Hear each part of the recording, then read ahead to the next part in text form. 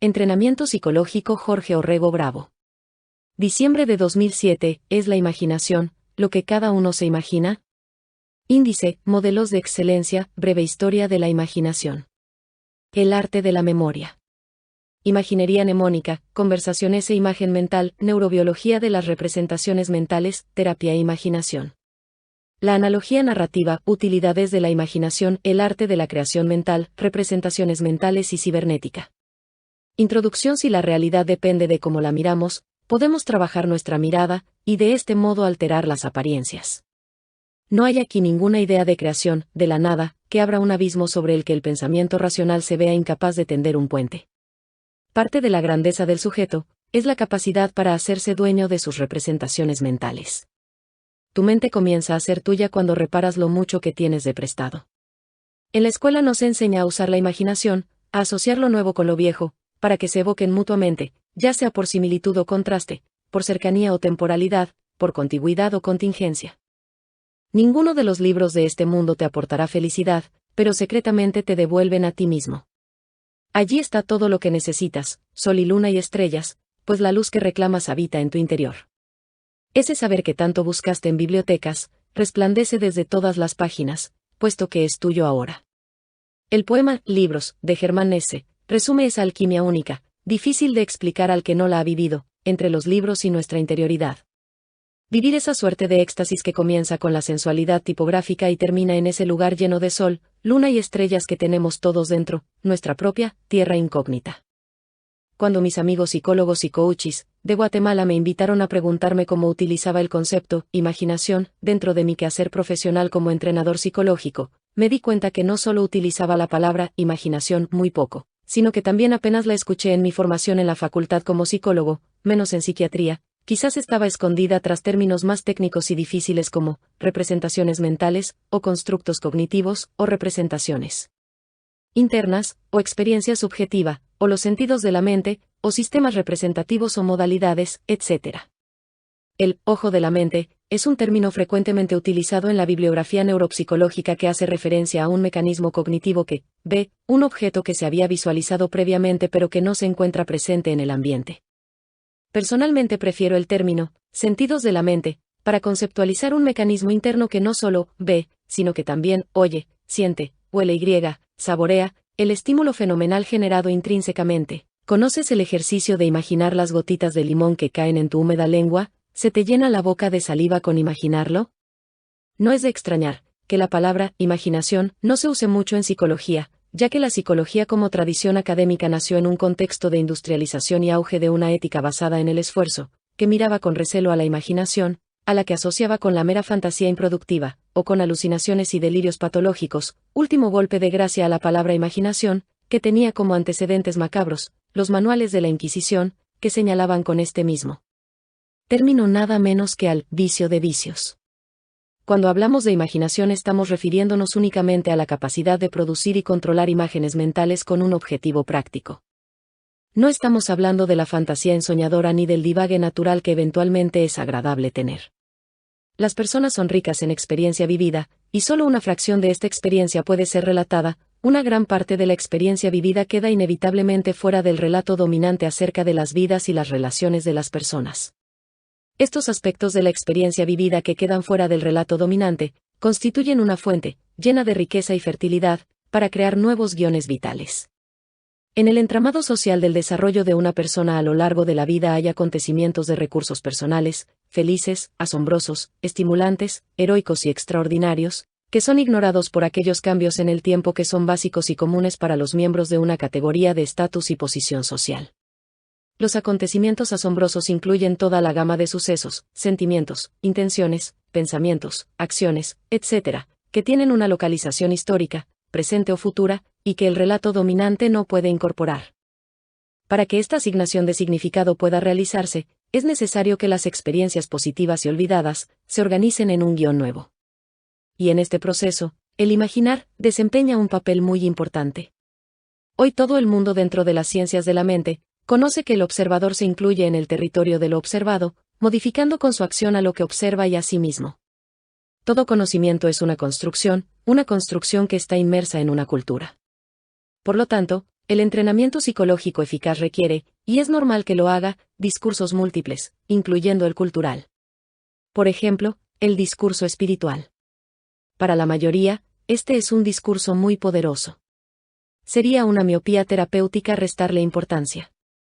Por lo tanto, el entrenador psicológico más completo será el que incluya el discurso romántico, el de la nueva era, el del marxismo, el del budismo zen, entre tantos otros.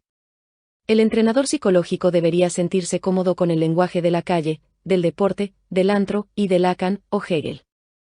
Porque cada inteligibilidad nueva enriquece el rango y la flexibilidad de la interacción.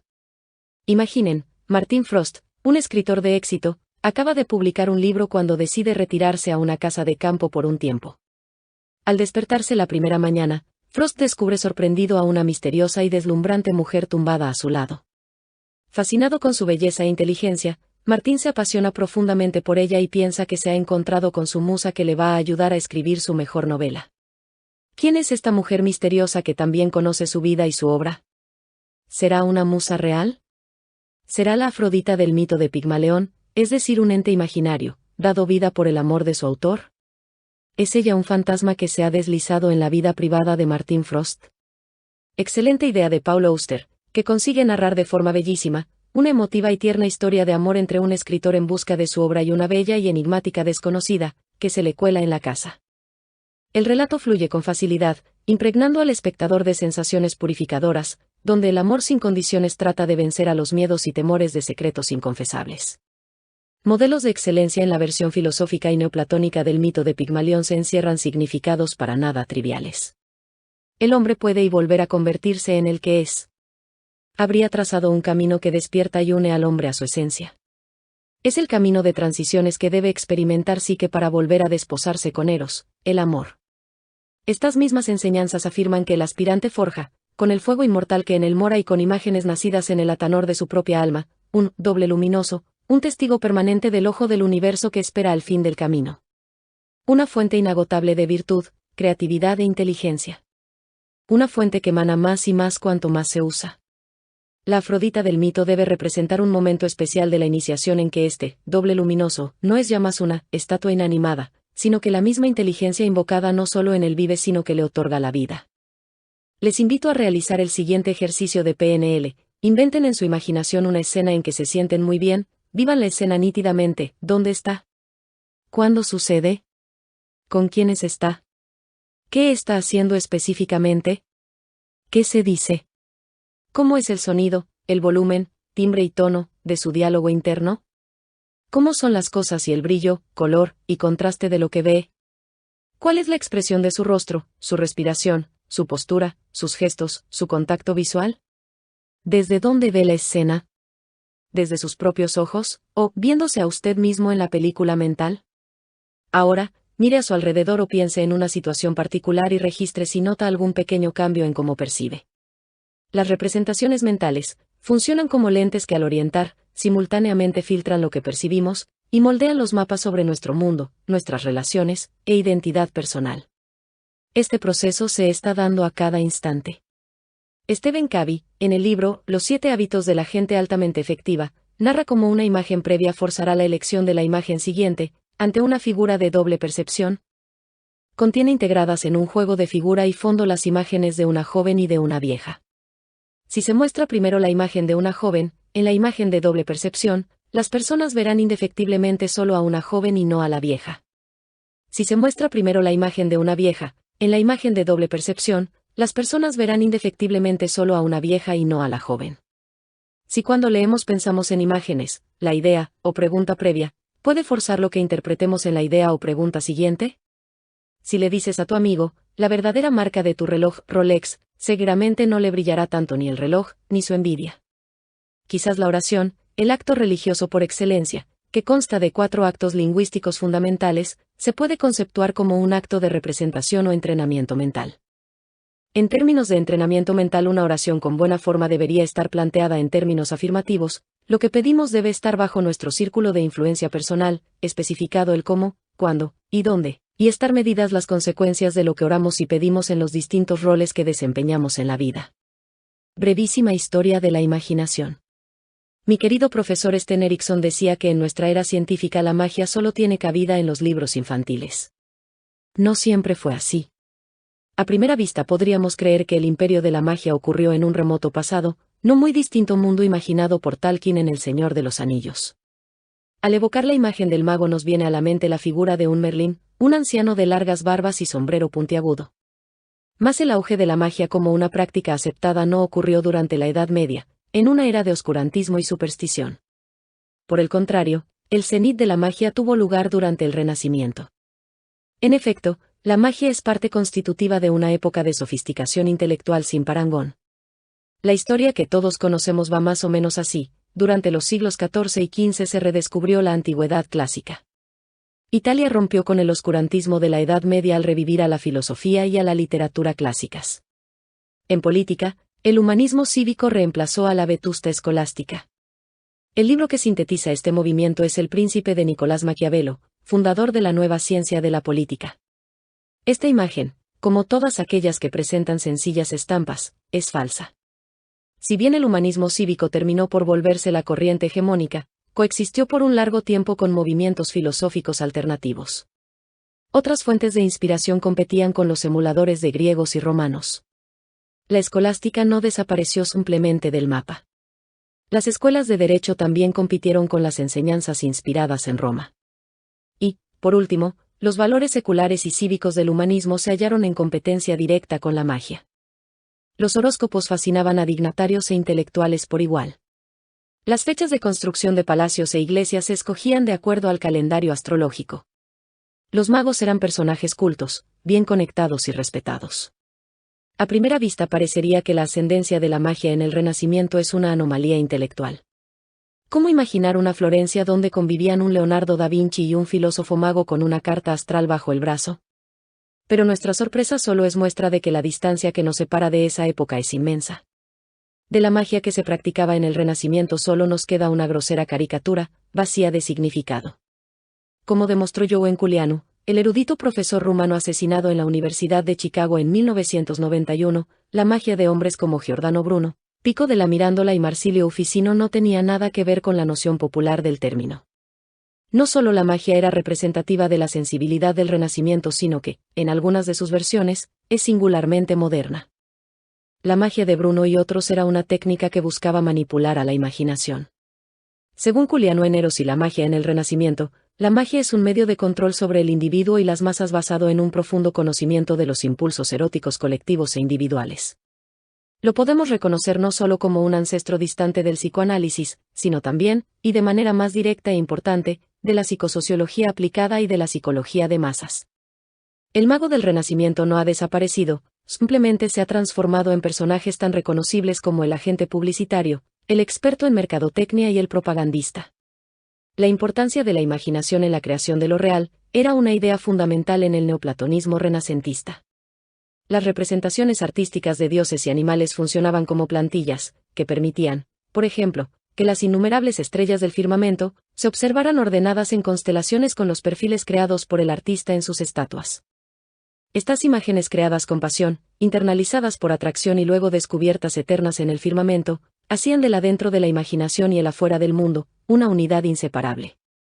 Una imagen tomada de la mitología astral puede ser impresa interiormente en la mente con fuerza tal que cuando una persona, con esta impronta en su imaginación, sale al mundo de las apariencias externas, éstas terminan siendo unificadas, por el poder que la imagen interna extrae del mundo de las ideas. En la mente y la memoria del hombre del Renacimiento el sol brillaba con importancia renovada, mística, emocional, mágica, atribuyéndosele por último una significación central. Se pone de manifiesto con esto, para los filósofos neoplatónicos renacentistas, un movimiento interior de la imaginación hacia el sol, lo cual ha de ser tenido en cuenta como uno de los factores de la revolución heliocéntrica. No sale afuera nada que previamente no haya sido formado dentro, y en consecuencia es dentro donde ha de hacerse la obra significativa. Pensar es especular con imágenes, y a través de una arquitectura móvil de imágenes mentales se organiza la psique, a través de la imaginación. Era la misión del artista de la mnemotecnia y la imaginación neoplatónico, el reformatear y organizar la imaginación, pintar y modelar en el interior de la mente, y enseñar que el arquitecto, el artista, el poeta y el filósofo son una misma cosa. Implica para el artista de la mnemotecnia imaginal, el esfuerzo de mirar desde la perspectiva de los dioses, que contienen en sí mismos los límites de todo conocimiento, voluntad y poder. El amor y la imaginación del creador eran fundamentales. El artista debía imaginar las cualidades propias del dios, y las formas imaginadas y luego esculpidas se convierten en el vestido del dios. La voluntad invoca y la imaginación viste a estas fuerzas de la naturaleza y de la inteligencia arquetípica. La estatua imaginaria nos conecta con la potencia real que representa. Desde otra perspectiva cultural, los monjes de la escuela Karyupa, discípulos de Milarepa, se encierran en cuevas en ocasiones durante varios años para trazar y esculpir en su imaginación complejas representaciones de dioses que luego deben deshacer. Cuando han adquirido mucho mayor realismo y vida que las imágenes que los sentidos nos muestran, los disuelven en el mismo seno virgen y puro del que surgieron, el espacio, morada en el pensamiento tibetano de Prajna, la gran sabiduría. Es como si Pigmalión, después de amar y dar vida a su estatua, decidiese convertirla en polvo y amase ahora a la diosa en el aire que respira o en la luz que ante su mirada baña cuanto toca. El arte de la memoria y la imaginación. Cuando Cicerón habla en su De Oratore sobre la memoria como una de las 5 partes de la retórica, cuenta que entre los invitados a un banquete que en Tesalia ofrecía el noble Scoupe se encontraba el poeta Simónides de Sious. Durante el banquete, Simónides recitó un poema lírico en honor de su anfitrión. En el poema incluía un pasaje en elogio de Cástor y Pólux. Simónides fue uno de los primeros poetas en cobrar por sus versos, así que Scoupes, ofendido, dijo que solo le pagaría la mitad de lo acordado, y que la otra mitad se la pagaran los dioses gemelos a quienes había dedicado el poema. Momentos después, Simónides recibió un mensaje de que 2 jóvenes le esperaban afuera y querían verle. Simónides se levantó de la mesa, salió y no encontró a nadie. En ese momento, el techo del salón de banquete se desplomó, matando a Scoupes y a todos los invitados. Los cadáveres estaban tan destrozados que los familiares que llegaron a recoger los cuerpos fueron incapaces de identificarlos. Pero Simónides, recordando los lugares en que cada una de las personas había estado sentada, pudo indicar a los parientes cuáles eran sus muertos. Los invisibles Cástor y Pólux le pagaron de esta manera su parte en el poema, y esta experiencia le sugirió al poeta los principios del arte de la memoria, del que se consideró su inventor. Cicerón explica que hay 2 clases de memoria, la natural, que nace con el pensamiento, y la artificial, que debe ser fortalecida y consolidada con el ejercicio. El sistema más común fue el arquitectónico, descrito de manera muy general. Había que imprimir en la mente un edificio, tan espacioso y variado como fuera posible, con todas sus divisiones, sin omitir estatuas y ornamentos para decorar las habitaciones. Después se ubicaban en los lugares de este edificio las imágenes que representaban los conceptos que en el discurrir de la oratoria habría que recordar. Cuando se necesitara reavivar la memoria, solo había que visitar los lugares de este edificio para recuperar las imágenes en el orden en que habían sido guardadas. En un pasaje de sus Confesiones, San Agustín describe el edificio de la memoria: avanzo hacia los campos y los espaciosos palacios de la memoria donde se encuentran los tesoros de imágenes innumerables, transportadas allá desde las cosas de toda especie que los sentidos perciben. Se almacena allí todo cuanto pensamos, ya por ampliación, ya por disminución, ya por otra clase de variación de las cosas que aporta el sentido, y todo lo que, no habiendo sido aún devorado y enterrado por el olvido, sea encomendado y atesorado allí. Cuando entro allí, demando al punto lo que quiero se me aparezca, y al punto comparece alguna cosa, otras cosas habrán de ser buscadas por largo tiempo, como si se encontrasen fuera de cierto receptáculo interno, otras salen precipitadamente en tropel y, en la búsqueda y pesquisa de la cosa deseada, comparecen como diciendo: ¿es esto por ventura? A estas las expulso, con la mano de mi corazón, de la faz de mi memoria, hasta que aparezca, sin velos y a la luz, la que yo quiero, saliendo fuera de su lugar secreto. Advienen prestamente otras cosas, en orden ininterrumpido, según se las ha convocado, al frente, aquellas que abren paso a las siguientes, y según abren el paso se ocultan de la vista, aprestándose a comparecer a voluntad. Todo esto tiene lugar cuando recito algo de memoria. Durante la Edad Media, Alberto Magno y Tomás de Aquino escribieron varios tratados sobre la memoria, aunque interpretan las reglas para la ubicación de las imágenes en un sentido más devocional. Ramón Lall fue un filósofo místico, cuyo arte de la memoria se diferencia del arte clásico en tanto que designa los conceptos que emplea mediante una notación alfabética, e introduce el movimiento en la memoria, es decir, sus figuras no son estáticas, sino que están en permanente movimiento. Su sistema abarcaba las esferas del universo, además del paraíso y el infierno. Hacia los siglos XV y XVI sobresalen nombres como el de Jacobo Publicio, Pedro de Rávena, Johannes Romberg y Cosmes Rossellus. Uno de los más importantes artífices de la memoria renacentista es Giulio Camillo y su teatro de la memoria. La intención de Camillo era que este teatro representara el universo expandiéndose desde su creación. Visto desde arriba, a partir de las gradas inferiores y hacia arriba, cada grada, ilustrada con imágenes y llena de cajitas, tiene un significado diferente y aloja todas las cosas que la mente humana pueda concebir, aunque no las pueda ver con los ojos corporales. El sistema arquitectónico de la memoria de Bruno es de una complejidad enorme. Bajo la influencia del Al, instaló las imágenes del arte clásico de la memoria en las ruedas lulianas. La forma arquitectónica está entrecruzada en una red de geometría mágica, y todo el sistema es activado desde arriba por una suerte de mecánica celeste. Las diferentes habitaciones están divididas en campos que, a su vez, se subdividen en lugares y cubículos, y en ellos se ubican las imágenes de todo lo que existe. Bruno convierte su arte en un método, es decir, traza el plano de la mente, el plano del universo mágico, y nos invita a viajar por el cielo, por el cosmos, poniendo ante nuestros ojos todo lo que permanece normalmente oculto e ignorado. Desde Simónides de Sieyès hasta Bruno, los diferentes artes de la memoria convierten al mundo en un fenómeno visual. La vista es el instrumento del que se valen el retórico, el hombre ético o el mago del Renacimiento para explicar y desarrollar sus concepciones filosóficas y teológicas. Bruno llama ojo al centro de su atrio mnemónico.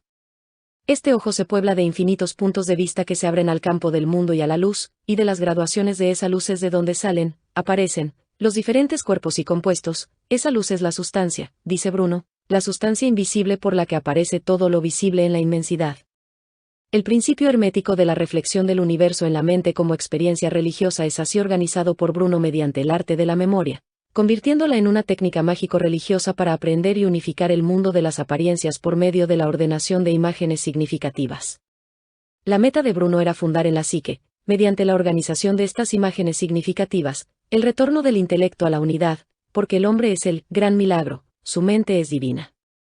Entonces, la divina organización del universo está dentro de ella, y un arte que reproduzca en la memoria esa organización divina se hará también de los poderes del cosmos, que están en el propio hombre. ¿Cómo? Con la imaginación, el vehículo del alma y del entendimiento, el vehículo de la luz y de la vida. A diferencia de las artes de la memoria desarrolladas en la Edad Media, en el Renacimiento, según Yates, es la imaginación la que se convierte en la más elevada potencia del ser humano para aprender el mundo ininteligible a través de la captación de imágenes significativas. Bruno fue un hombre sensible e imaginativo, condenado a morir en la pira por tener una visión del mundo que perturbó el orden del cosmos y la universal aveniencia promulgada por la Iglesia, y que acuñó la frase libertad filosófica, el derecho al libre pensamiento, a soñar, a filosofar. Su pensamiento fue un constante llamado a la razón y a la lógica. La sociedad contemporánea es predominantemente visual, pero nuestra capacidad de retención está adormecida. Los publicistas utilizan imágenes cada vez más fuertes, no solo por la necesidad de sobresalir de entre la avalancha visual en la que estamos inmersos, sino para tocar algo de nuestra persona, cada vez más insensible a cualquier estímulo. En su libro About Looking, John Berger reflexiona sobre el uso de la imagen fotográfica. El espectáculo crea un eterno presente de expectación inmediata, la memoria llega solo hasta lo necesario o lo deseable.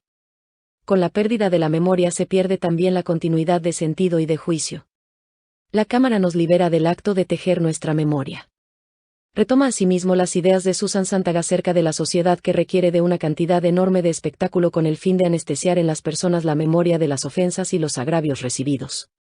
El maravilloso, estimulante y provocador mundo de Giordano Bruno y su arte de la memoria lo veo hoy en las comunidades rurales, campesinas, indígenas, para quienes lo visible es una señal de lo invisible.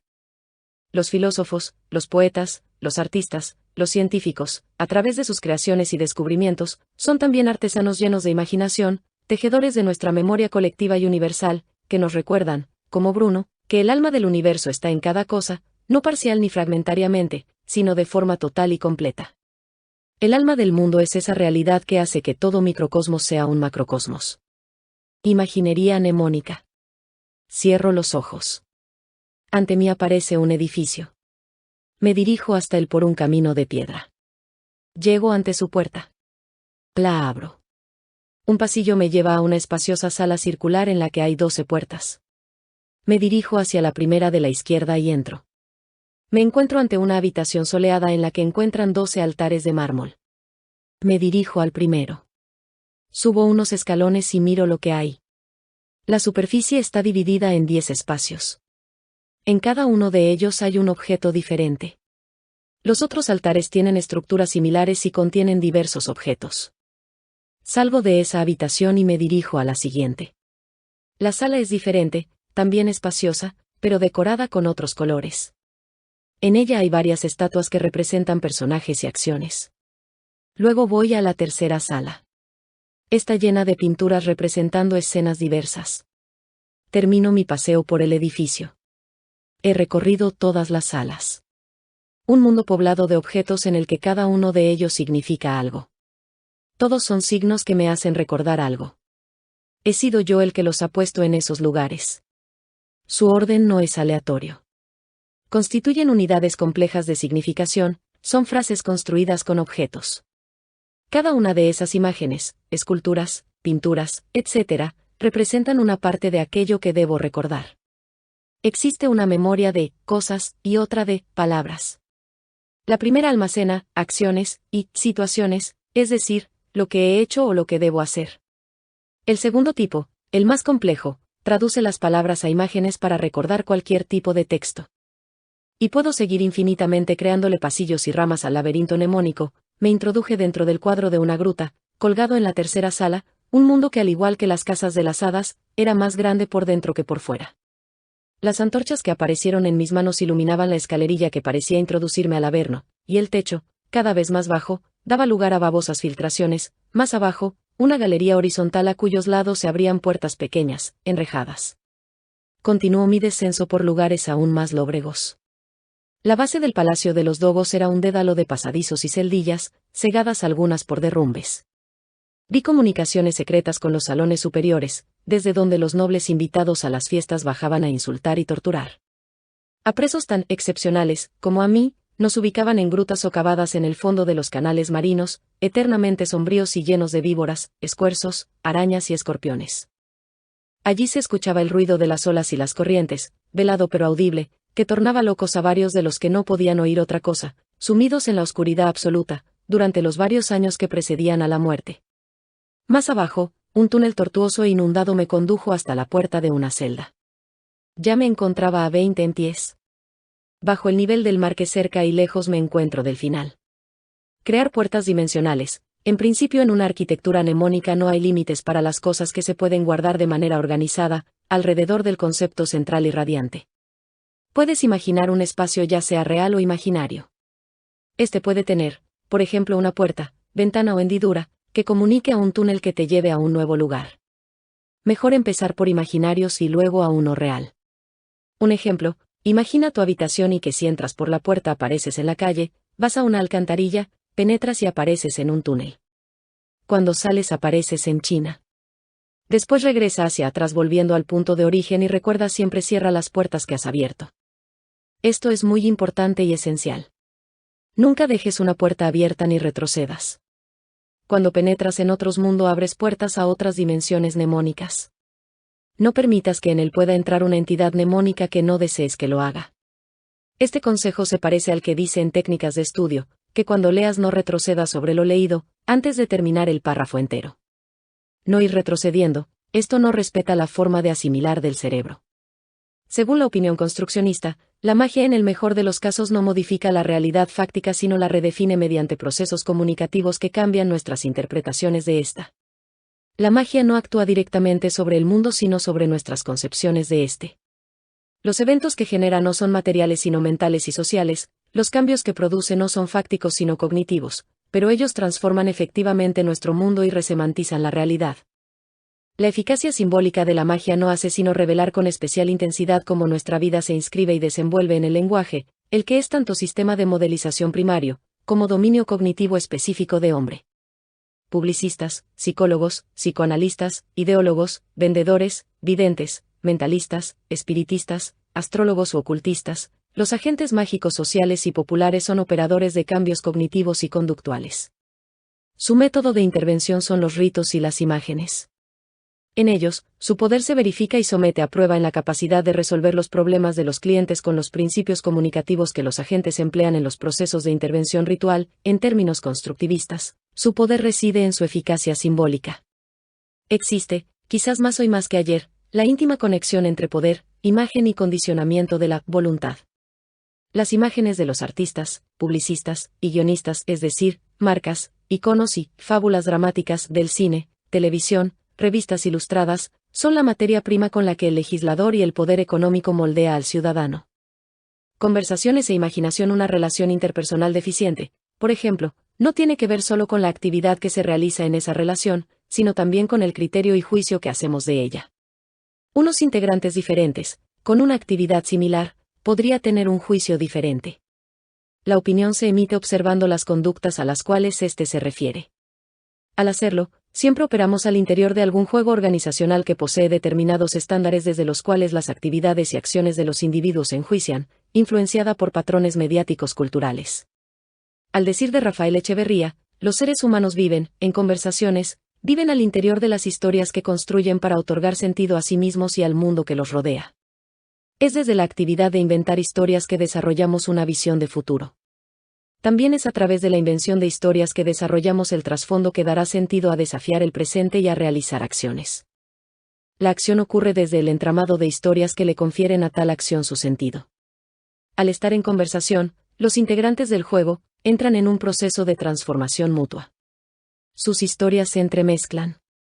Luego, según la calidad de esta fusión de historias, se desarrollará un trasfondo compartido, un espacio de consenso, se producirá un mundo compartido, y aparecerá una sensibilidad compartida por quienes integran la relación. No somos observadores del hecho de que las conversaciones que sostenemos son las que están produciendo y reproduciendo la relación. El hecho de no sostener una conversación con nuestra pareja, por ejemplo, señala Rafael Echeverría, no hace desaparecer la conversación. Solo la hacemos privada. Se convierte ahora en una conversación con nosotros mismos. Y cuando decimos que nuestras conversaciones producen y reproducen nuestras relaciones, no solo estamos hablando de las conversaciones que sostenemos con nuestra pareja. También incluimos aquí aquellas conversaciones privadas que sostenemos en el contexto de esa relación y la forma en que establecemos la línea divisoria entre las conversaciones privadas y las públicas. Una buena relación no es una relación sin problemas, es una relación que ha desarrollado la capacidad de emprender acciones que se ocupen de ellos en forma efectiva. Para evaluar una relación es necesario que examinemos las conversaciones que la producen. Desde esta perspectiva, una relación es buena si encuentra un equilibrio adecuado entre las conversaciones públicas y privadas. Este equilibrio cambia de una relación a otra. Si tenemos una relación comercial con alguien, podríamos esperar que algunas conversaciones fuesen privadas. Si alguien las planteara, bien podríamos decir, lo siento, pero esto es privado. Tenemos aquí lo que podríamos llamar el privilegio del silencio, o el privilegio de la privacidad. Ello es expresión de nuestra autonomía como personas. Sin embargo, podríamos estar dispuestos a compartir esa misma conversación en una relación más íntima o tal vez en una conversación con un coach o entrenador psicológico. En ese contexto, la invocación del privilegio de la privacidad podría ser escuchada de manera diferente. A decir de Tony Buzan, cuando pensamos en una palabra como por ejemplo, fruta, simultáneamente generamos alguna imagen de nuestra fruta preferida, de un racimo de uvas, de la frutería del barrio, etc. Además podemos relacionar frutas con colores, formas y sabores y olores. Cuando leemos un libro o conversamos, nuestro cerebro crea una red de imágenes multisensoriales y 3D, que ni el más potente ordenador podría emular. En algún momento tenemos que afrontar la vida sin una mentalidad puramente instrumental. Hay ocasiones en que es importante saber para qué estamos haciendo nuestros esfuerzos, nuestro trabajo, nuestro empeño, y eso es lo que nos relaciona con lo que somos. Cuando uno se apresura y se entrega a actividades de diverso tipo, siempre hay momentos en que uno se pregunta, ¿y todo esto, para qué? Es decir, ¿para qué queremos alcanzar una meta, si de alguna manera no tenemos claro todavía lo que hace el que algo sea importante para nosotros?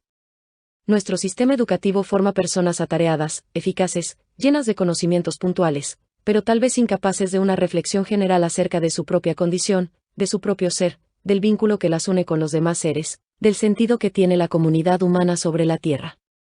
Y estos son, precisamente, los temas que la filosofía ha desarrollado a lo largo del tiempo.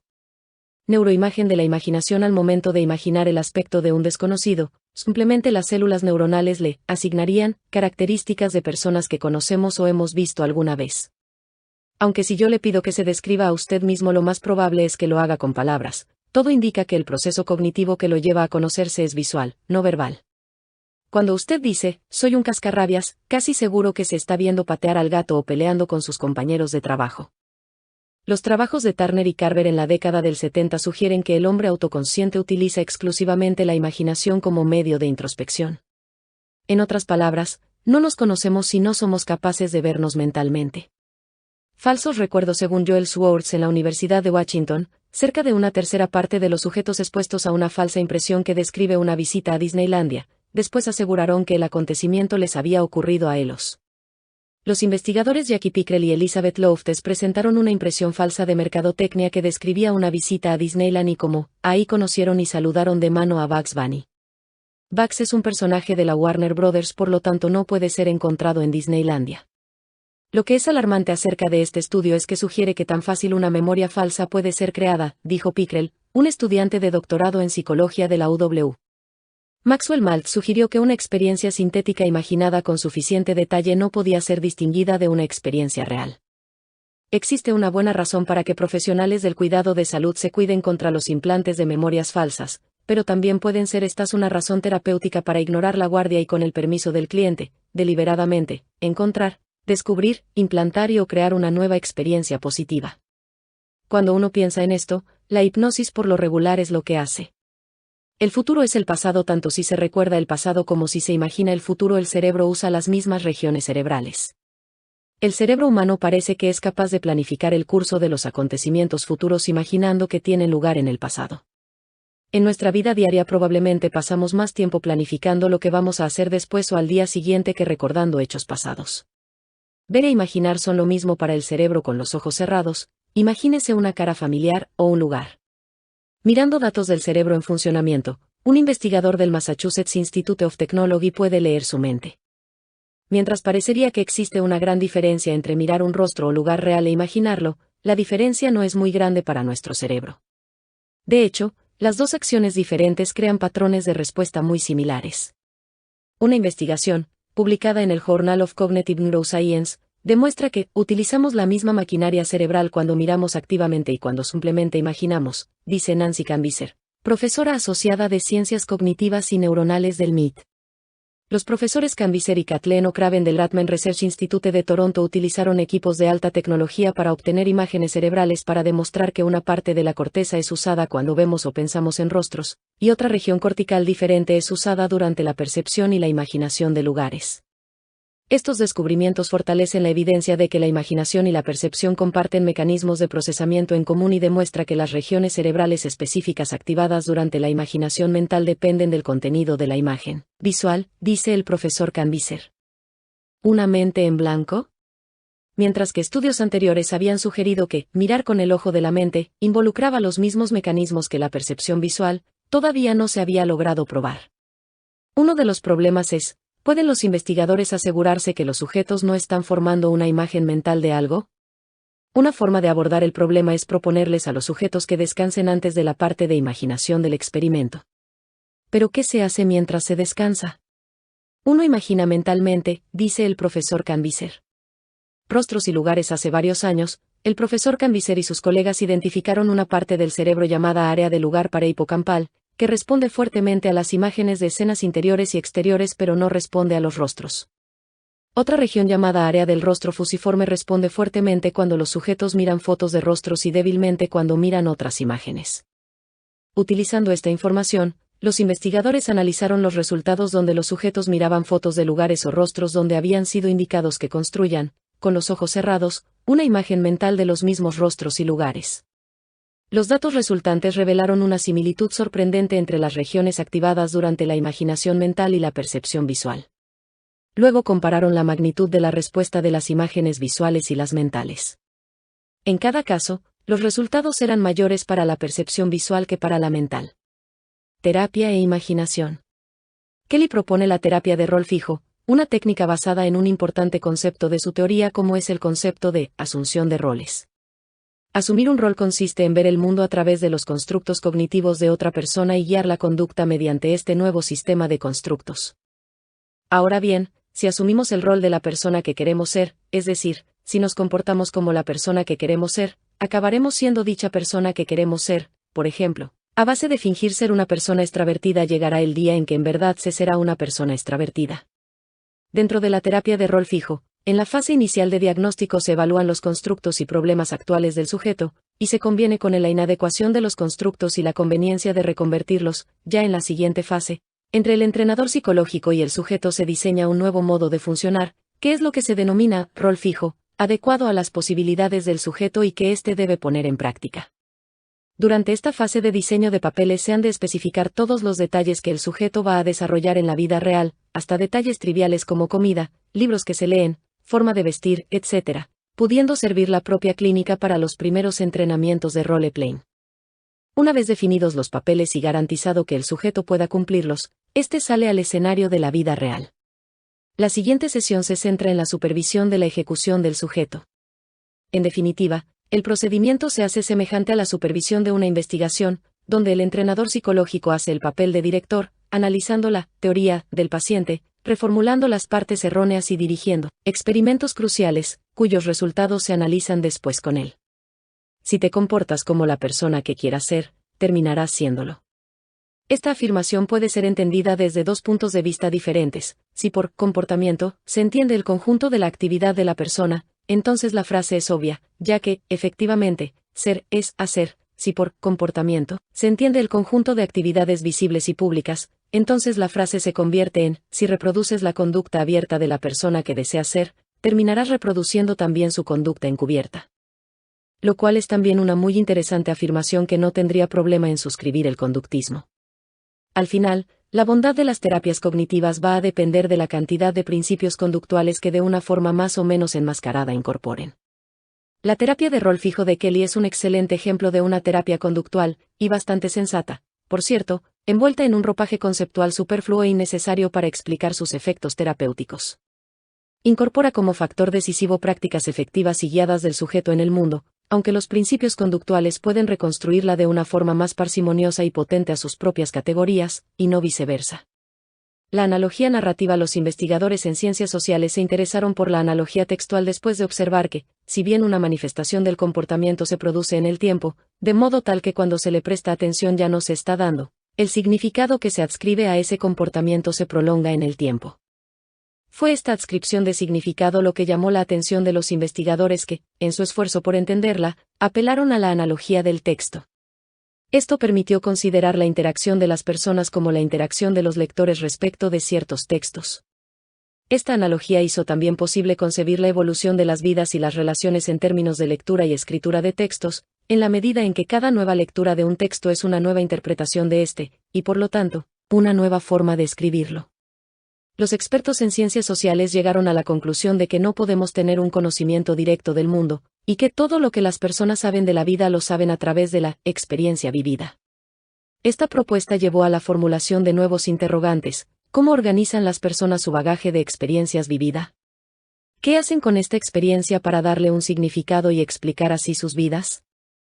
¿Cómo se da expresión a la experiencia vivida? Los investigadores que adoptaron la analogía del texto respondieron argumentando que, para entender nuestras vidas y expresarnos a nosotros mismos, la experiencia debe relatarse, y que es precisamente el hecho de relatar lo que determina el significado que se atribuirá a la experiencia en su esfuerzo de dar un sentido a su vida.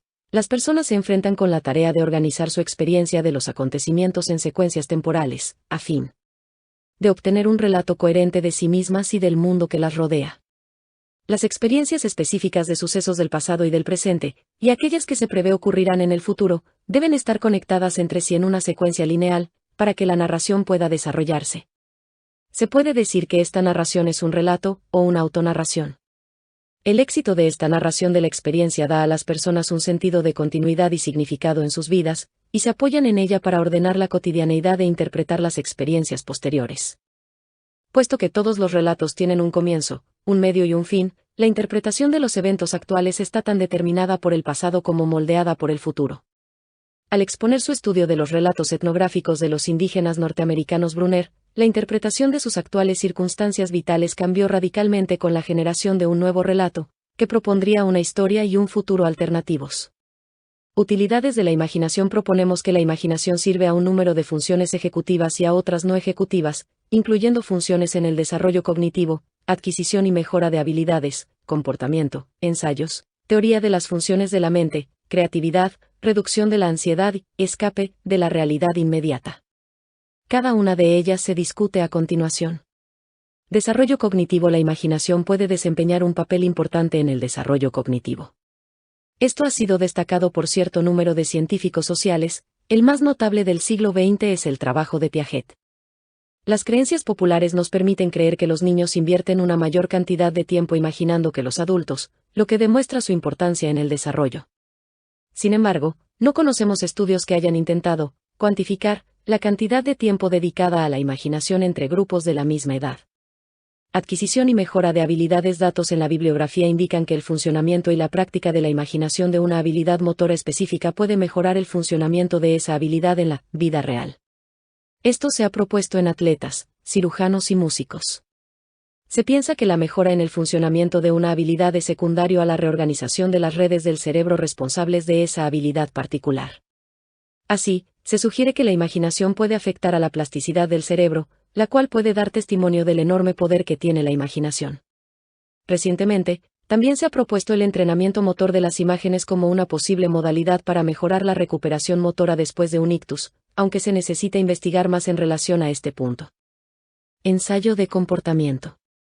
El ensayo de comportamiento dentro de las etapas de la mente es quizás una de las más importantes cualidades humanas.